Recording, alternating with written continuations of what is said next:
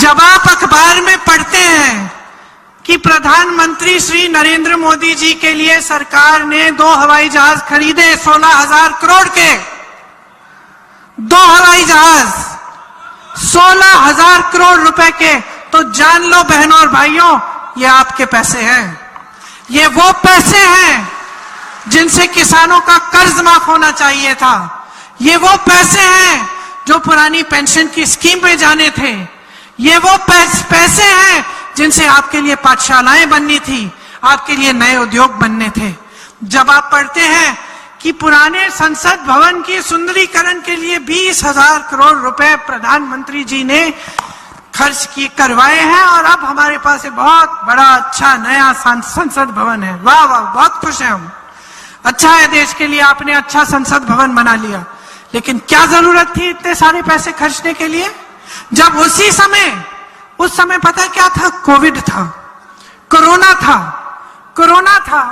Public तरस रही है ऑक्सीजन के लिए, पब्लिक सड़क पे भटक रही है कि कोई हमें मदद कर ले, हमें दवाई खिलवा ले, हमें ऑक्सीजन दे दे, सैनिटाइजर मिल जाए।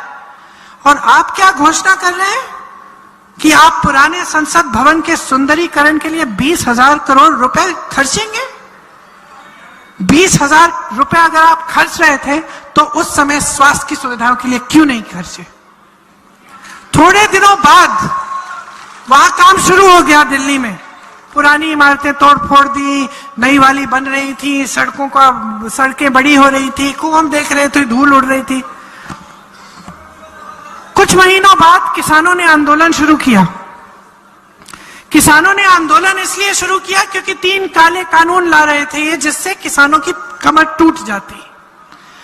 किसान समझ गया ये बात, आंदोलन किया, सैकड़ों किसान शहीद हुए, सड़क पर निकले, बैठे रहे महीनों के लिए। आप सब जानते होंगे, आपने पढ़ा होगा अखबारों में, महीनों के लिए बैठे रहे, सर्दी थी बैठे रहे, पानी नहीं था बैठे रहे, शहीद हुए।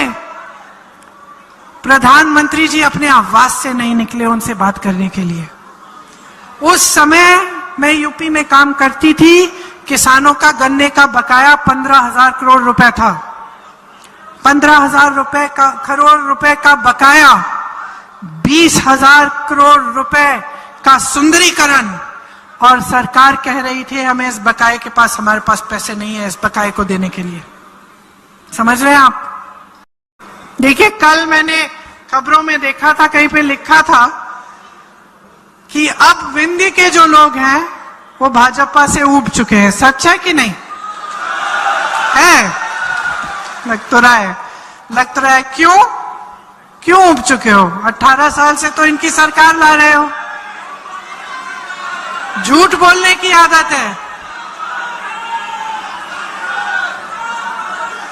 बेरोजगारी है और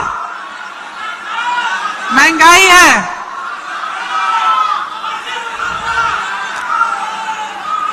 तो देखिए, आपके क्षेत्र में तो ये स्पष्ट है कि जो सैनिक स्कूल है, जो इंजीनियरिंग कॉलेज है, जो संजय गांधी अस्पताल है, ये ऐसी जो चीजें हैं, ये भाजपा की सरकार ने तो बनाई नहीं है। सच बात है, सच है। आप कह रहे हैं बेरोजगारी है, आप कह रहे हैं महंगाई है, आप ये बात, मोटी मोटी बात ये कह रहे हैं कि आपके जीवन में खूब संघर्ष है। हाँ, फर्जी घोषणाएं होती हैं। चलिए, फर्जी घोषणाएं होती हैं।